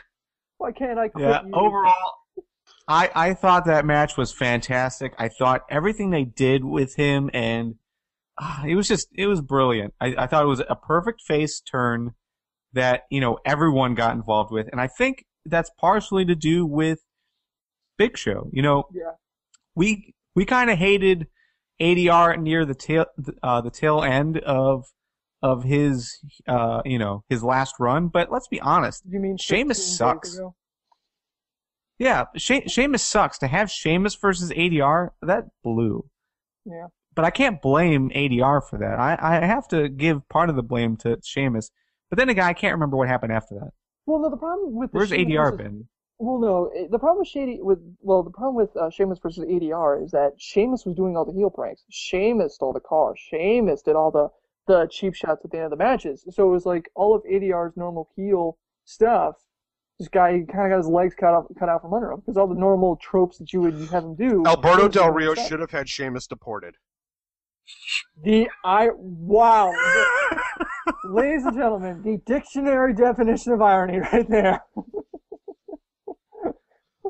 It wouldn't be new for Sheamus. When he was U.S. champ, he was asking everybody for their cards. Yeah. For their birth certificates and whatnot. That whole 2 weeks of him being the U.S. champ. Right. Yeah, before he became Triple H's workout buddy. All right, so you got to give props to Big Show for this one, especially the segment that they had on Raw was spectacular. Big Show just playing the crowd perfectly with Vince McMahon at the top of the show. You can't deny that. I'm with you, Garv. I think this is the combination that you need to have Alberto Del Rio make 2013 his year. So he's got the world belt. Where do you see this going in the short term? Let's say the next 2-3 months. Let's say the lead up to Elimination Chamber. Do you see Alberto Del Rio and Big Show building a good program? Do you see this possibly going to WrestleMania? I don't know about WrestleMania. I see it through the Rumble, maybe the following pay-per-view. Which is an Elimination Chamber, isn't it? Yeah, I could easily see it go somewhere else at Elimination Chamber. Okay. Yeah, just because there's so many different people involved in Elimination Chamber, there's a lot of opportunities to move on. And don't forget the Dolph Ziggler factor when it comes to the Elimination Chamber. So. And the briefcase, don't forget that either. All right, so. Right, that's what I mean. All right. Raw. Yeah! No, it's not CSI? Okay. The 20th anniversary. Oh, was there anything on this show that was good? Well, do you really want to ask the Hell No Dr. Shelby segment with Team Hell No and Team Rhodes Scholars? That was awesome. The other thing I found awesome was I liked actually seeing 3MB go over Sheamus.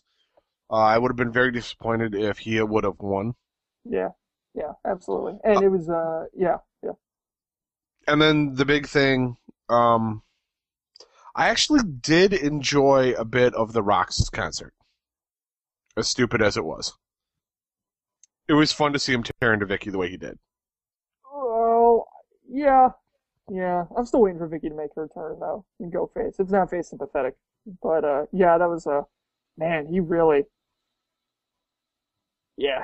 ripped into her. What about, okay, so what about Foley being announced as the first inductee to 2013? I like it. I don't know, because usually they wait a bit before they announce, like, the big one, and I think Foley's deserving of being, like, the main guy for a class. And I'm hoping that he's going to be the main guy, you know, because, like, when Flair retired, Flair was the main guy, you know. Yeah. I think Foley's deserving of something that big.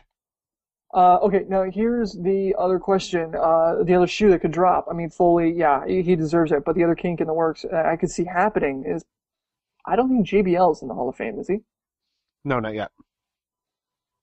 And I don't think he will be. Not in the near future. Not in 2013, maybe you're thinking 2 or 3 years down the line? I would say at least 3 or 4. Okay, because you say he's ring ready, and I can understand where you're coming from with that, but I just, with this current crop of guys that are so young, I mean, I just can't see JBL holding his own against a lot of these guys. Well, I didn't say he's going to actually get back in the ring. No, I said I would like to see it. You think 1 or 2 matches? I don't think he's actually going to get back in the ring. I'm just saying, after being, you know, he held the championship for 10 months. For over 10 months, I think he still has some left in the tank. He just left at a good time. Okay, that's a fair point. All right, so we got Foley announced as the first inductee to 2013. Shield interrupted, so now we got Shield, Orton, Sheamus, and Ryback. This is an amalgamation. I'm presuming this is going to kind of spill over into Rumble, I'd imagine, the Rumble match. Because you're going to guess all 6 of these guys are going to be there in that match. So I'd assume so. Yeah, I mean, I don't know if Shield would be there. I'd imagine they would. Yeah, I mean, why not? They could get into the Rumble. Yeah, I can see them clearing the ring. Well, then we'd have the similar situation where we have with didn't NXT pull that off when they first debuted, when they had their Rumble bit? Because that was a when the Nexus came down, they came through. They didn't do the Rumble. They came down and they just cleared the ring and destroyed everybody. No. And when Nexus, whatever, when they did their Rumble, it was one of the things, they're feuding with John Cena at that time. I want to say I remember Wade Barrett and possibly either Flippy or Ginger was in the ring with him, and they were kind of, well, whatever. Anyway, it'll be interesting to see what happens with that. We saw the last match of Eve Torres in WWE. So who wants to make some rampant speculation here on where she ends up? Rampant speculation. Somebody said she's going to MMA. I'd like to see her go to porn. She's been training for MMA, yes, from what I understand, with the Gracie. I think it was the Gracie training camp. Yeah, she's married into the Gracie family. Oh, right. Or at least a fiance. I can't remember if she's married yet, but yeah, they actually are doing a reality show. They've been taping it, and she's been doing it while in WWE, but she's gonna actually focus in on it. At least that's what I've read. I don't really foresee her doing a lot of MMA work, but at least being the woman Gracie face, maybe. I don't know. She could be a ring girl. As funny as that is, it's not too far off. I mean, women in MMA get no respect. I mean, and in a lot of cases, less than no respect.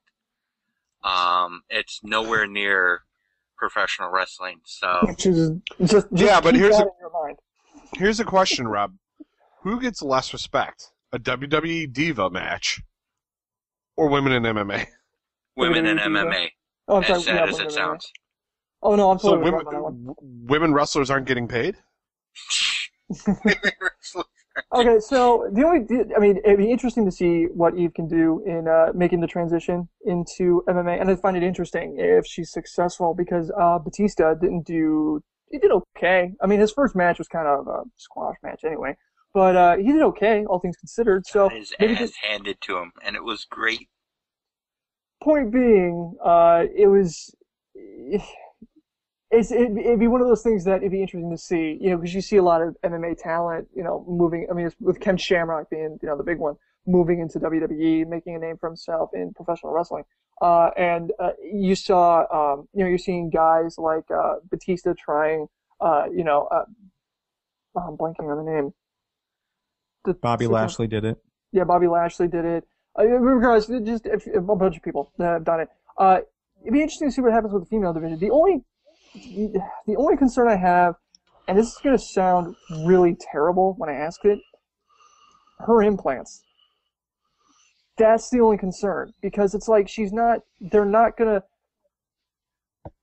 It's gonna be rough. It's not gonna be. I don't know how to dance around the subject without tripping, so I'm just gonna say that. That's my only question, is because you don't see. There's saline solution all over the ring. Oh, saline solution all over the ring.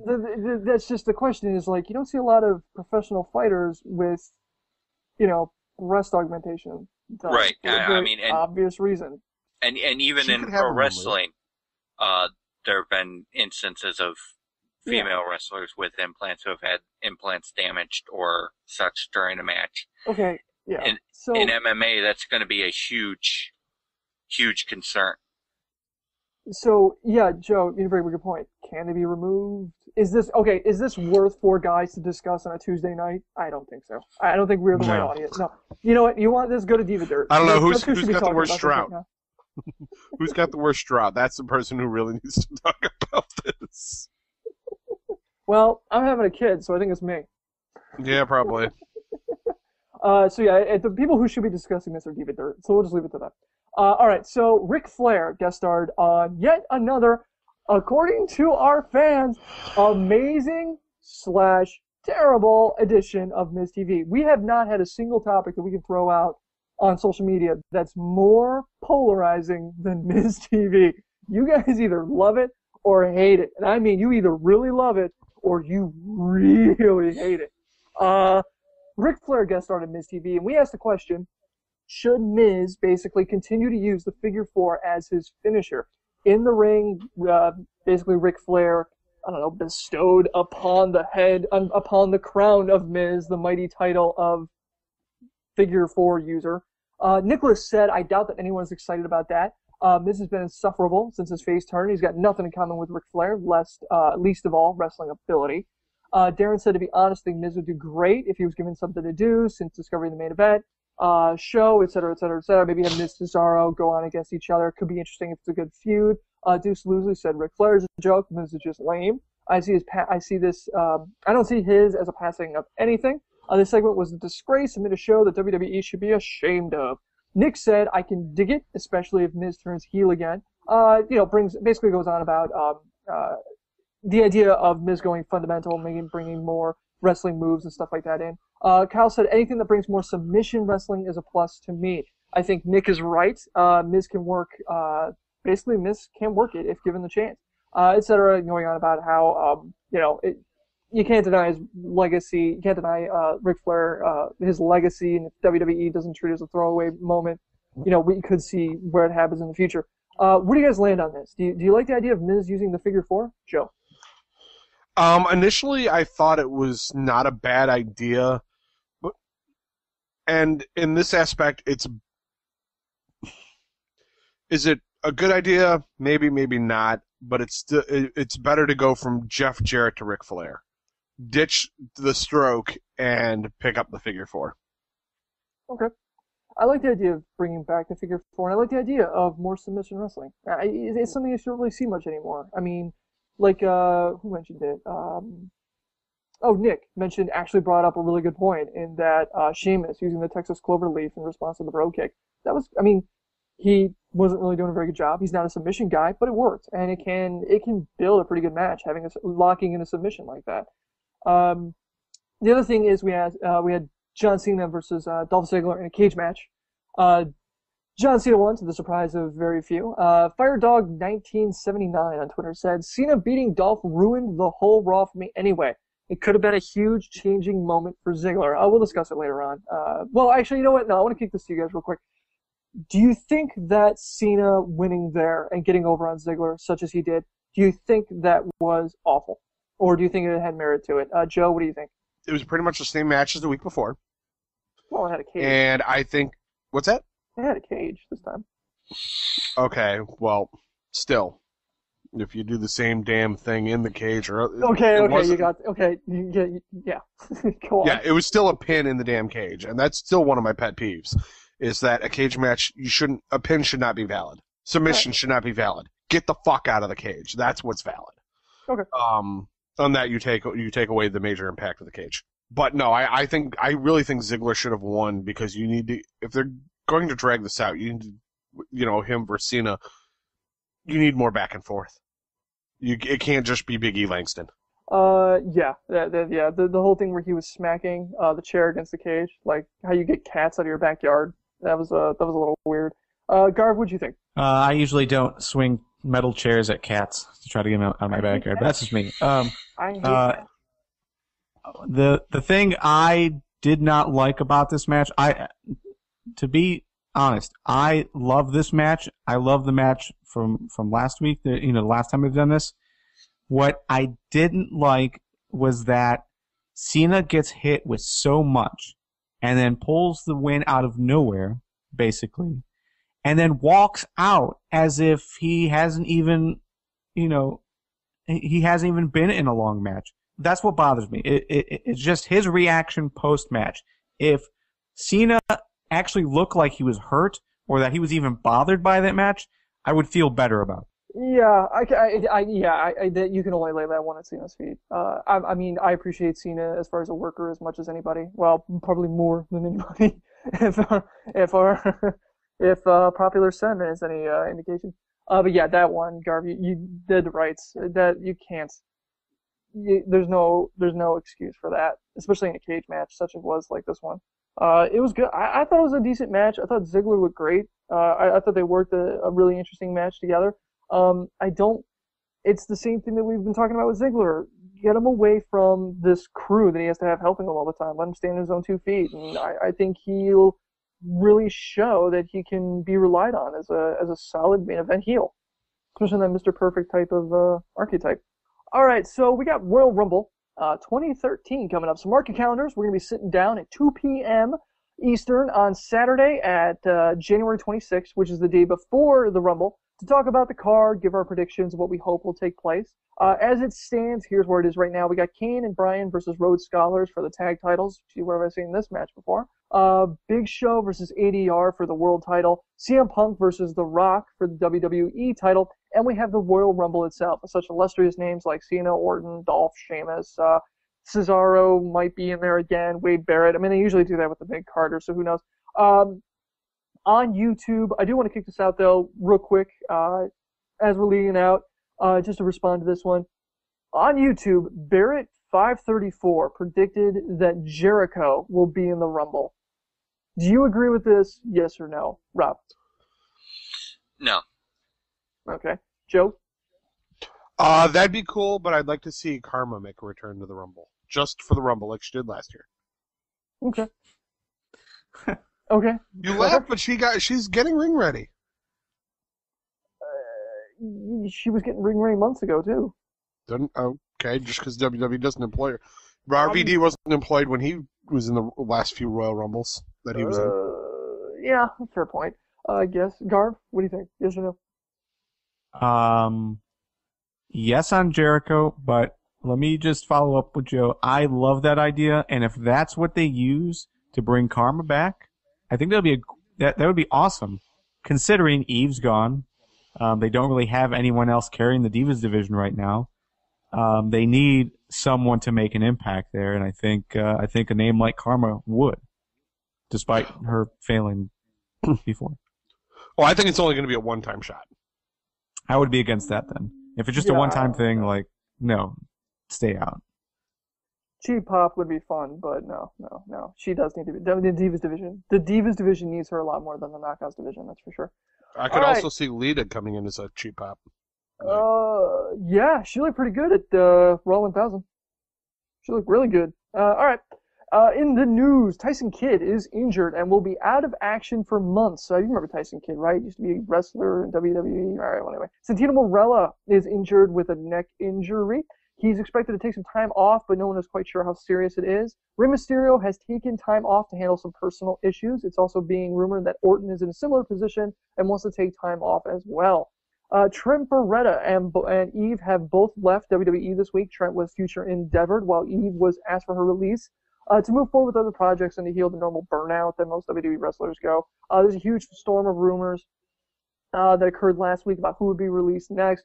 Big names were expected, but nothing ever happened. It's time for Ask FTW. You can you ask, we answer. Send us topics to talk about via email to questions@ftwpodcast.com.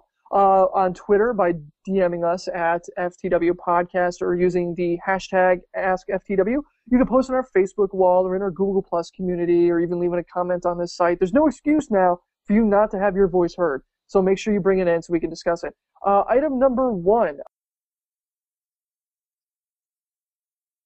We know it would help the wrestlers. This comes from Michael Lively, who emailed in saying, we know it would help the wrestlers, but would having an off season, even if it is just for a couple of months, help WWE or hurt it? And I'm going to expand this to TNA too. Would having an off season in professional wrestling help or hurt the particular companies? Rob?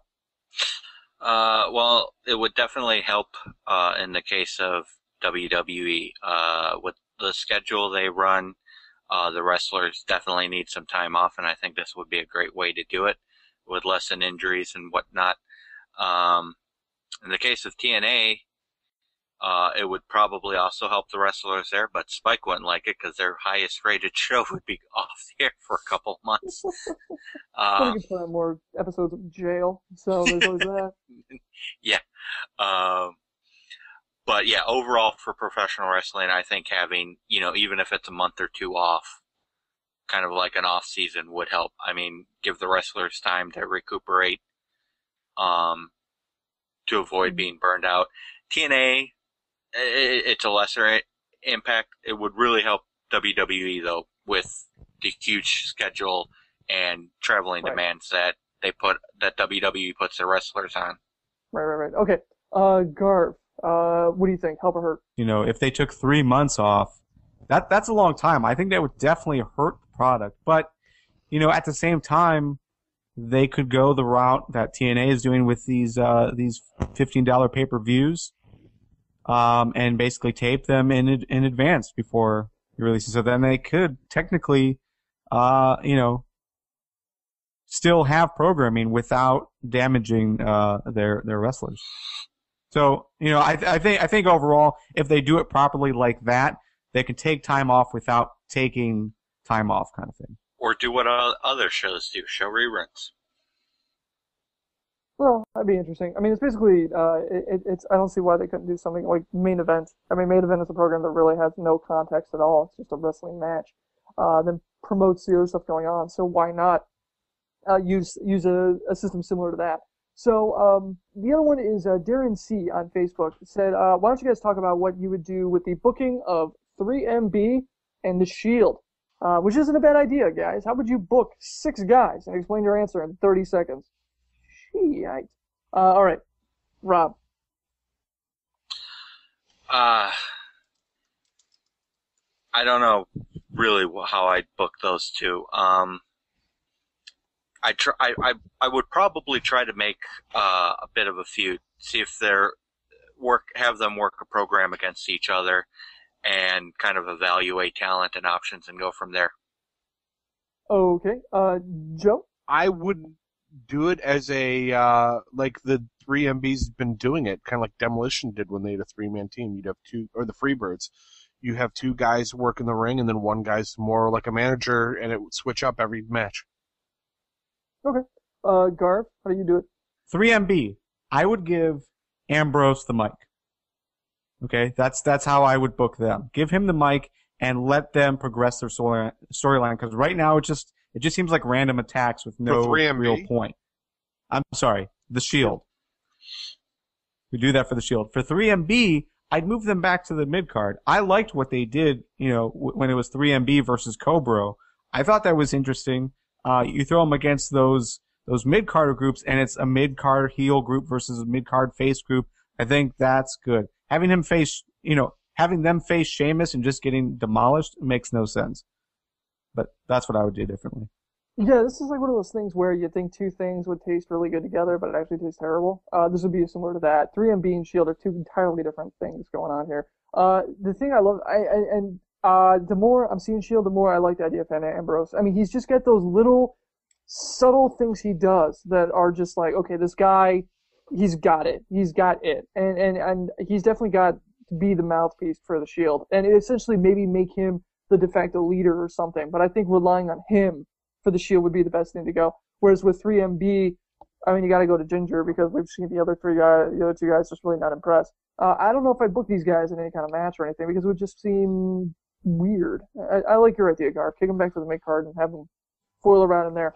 All right, Robert on Facebook said, knowing WWE will fine or suspend anyone who would give someone a chair shot to the head, would you be willing to risk? Would you be willing to take a risk of being fined or suspended for taking or being given a chair shot in order to make any match a 5-star match? Or would you play it safe for company policies? So put on your boots. Imagine you're the wrestler.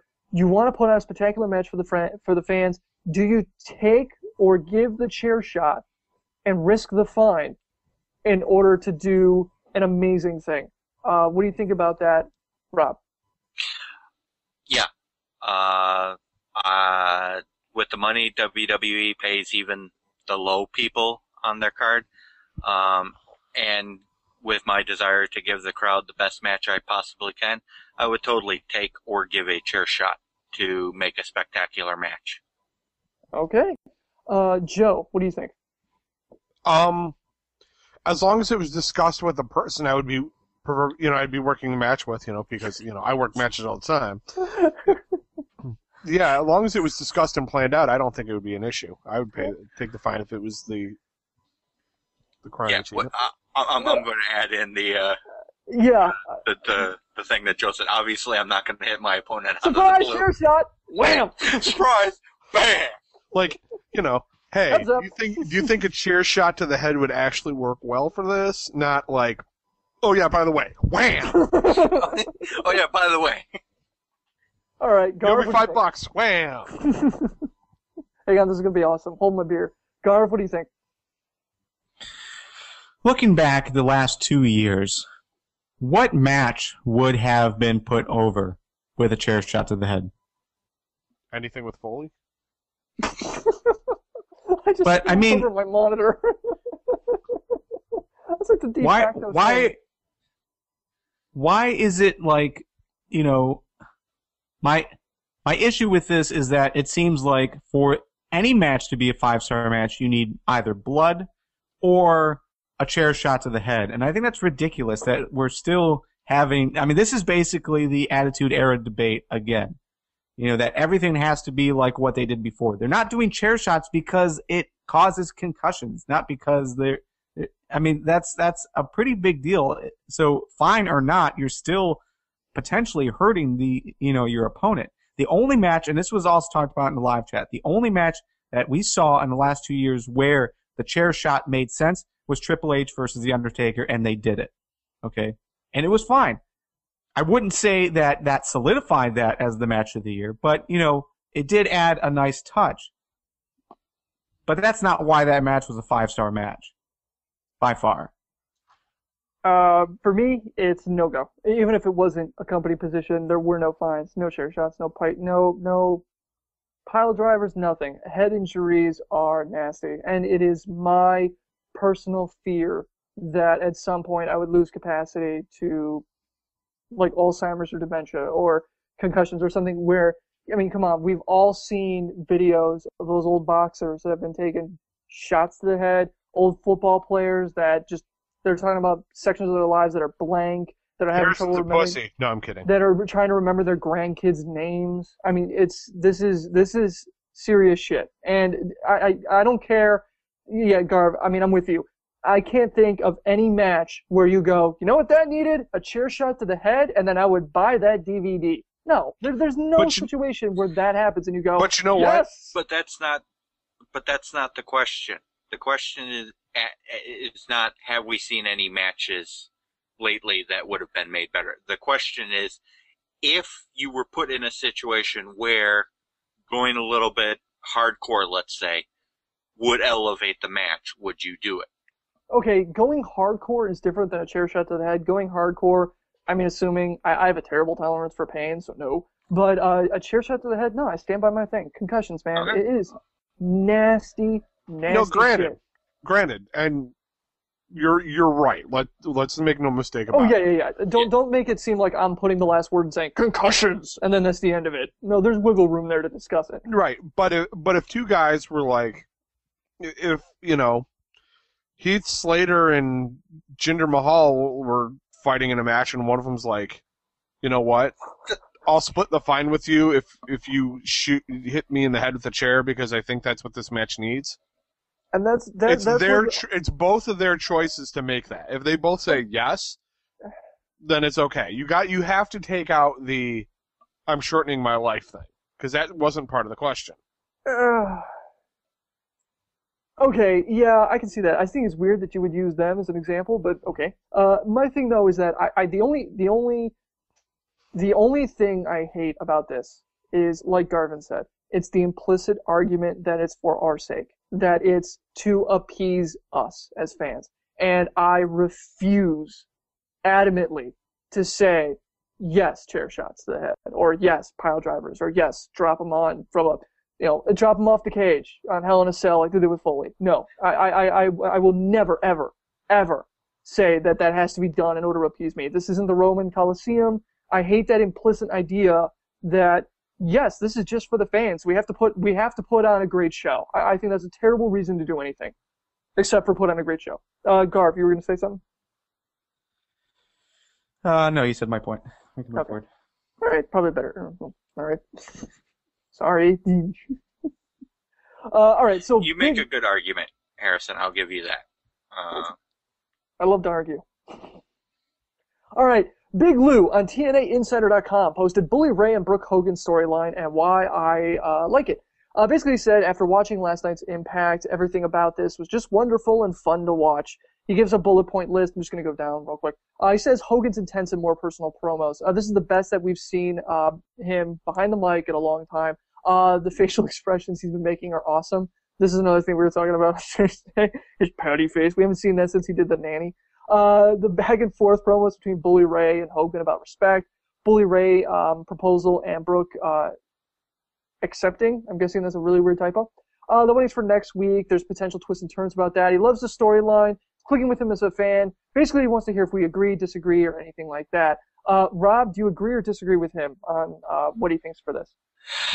I'll agree to an extent. It probably is the best Hogan has been on the mic for a while, but at the same point in time, that's kind of like saying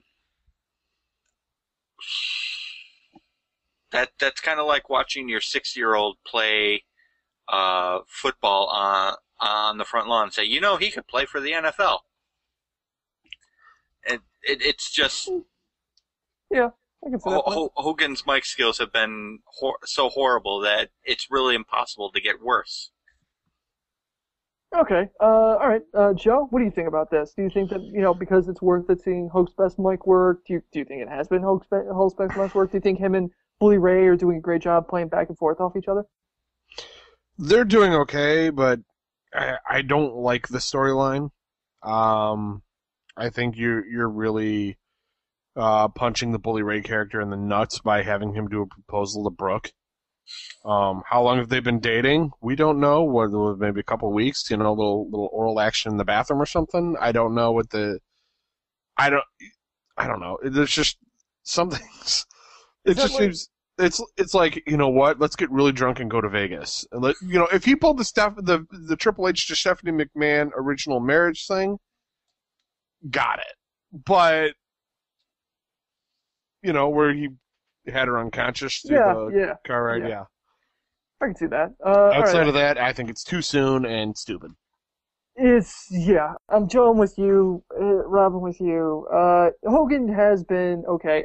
If this was the only thing we saw Hogan doing, if this was the only thing we really saw him doing other than being a GM, if he wasn't in every other storyline on Impact, then yeah, that would be tolerable. That'd be like, all right, well, one saving grace of this thing is that Hogan is doing better on the mic. It's barely a saving grace. This thing is just, it's awful. It's awful. When he reached into his pocket, I was screaming at my TV. I was like, no, don't give me this. This never Pull works. out some Trojans. Pull out some Trojans. Pull out a squirt gun. Do anything. Pull out a magic trick, just a bunch of scarves, and just keep pulling out scarves, and just do that and close the show with that. Just don't give me a goddamn wedding ring. And now... Joy Ryan cologne. And then... Yes! Sex Panther. 60% of the time, it works 100% of the time. Yeah, that sounds like pure gasoline. All right. There we go. All right. That is Ask FTW. It's now time for Win Fail. Women wrestlers aren't getting paid? Why do you do a job? Here is your win You do any job, and fail is to fucking get paid! of the week. Your wins of the week. Go, Rob. My win of the week is probably going to have to be... I'm going to go with the... I'm going to go with the gut check match from Impact. I really like what they did there. The two talents that they brought up had a great match, and it's got me really looking forward to what's going to happen with the judging and see how that all plays out. Mm-hmm. Okay, Joe, your win of the week. My win of the week is the dupe on Vicky Guerrero from The Rock, where he sang Clapton's "Wonderful Tonight" and totally flipped it on her. That was entertaining to me. As stupid as it is, it gets my win of the week. Garv, your win of the week. Go, Garv. My win of the week is an echo of what Rob said. The gut check match I thought was pretty outstanding for a gut check match. The other thing that I would throw out there was that I liked that the Rock concert ended with a brawl between CM Punk and the Rock. I like that they're not doing the same thing they did for Rock Cena. They're allowing these guys to show that there's true animosity and that they really want to beat the crap out of each other. I think that's a nice touch. Okay.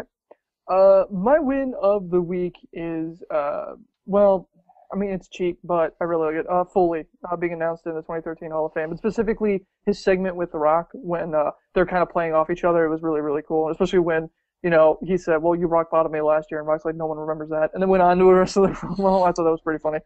All right. Your fail of the week. Go, Rob.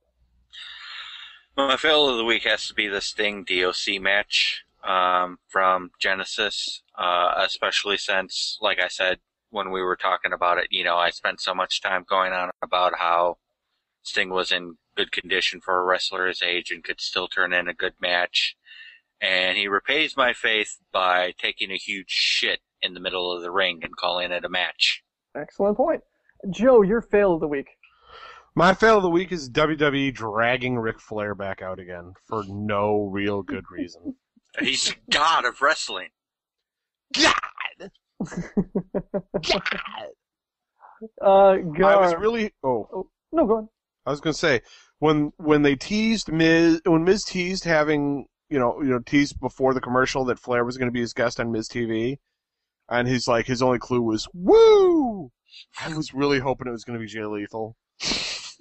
I hoped against hope that it was going to be Jay Lethal. Jay Lethal as himself, or Jay Lethal as Ric Flair, or... Doesn't matter. It doesn't matter. Oh, it'd be spectacular. Have Jay Lethal do Macho Man, go into Ric Flair, and then go into his own personality. Oh, if he did Macho Man, he'd almost have to shout, too soon! Too soon! Nah. Garv, your fail of the week. My fail of the week is that Cena continues to win matches and then play it off as if like he wasn't even in a match. He's not showing any sign that his head is hurt after that top rope DDT, or that he just got hit with like 4 different finishing moves by Dolph 2 weeks in a row. I don't get what they're trying to do with him. He's not a monster. He needs to sell. So that's my fail, Cena. I just thought of another win, if I can interject real quick. Yeah, sure, go ahead. All right, I know we wanted to be done with this, but the other win I have is the fact that they actually showed Kofi Kingston destroying Randy Orton's NASCAR. Yes. Because that, to me, was the high point for Kofi Kingston, where he actually got to be a character who wasn't like, yeah, man, I'm happy-go-lucky. Even though he's not from Jamaica. Back then he was. But he's not! He was. I understand that, but he still has the same Jamaican-type music. He's still wearing the same damn colors to the ring. He's still happy-go-lucky. Yeah, alright, fair enough. Alright, Garv, you got another point? No, I got another win, actually.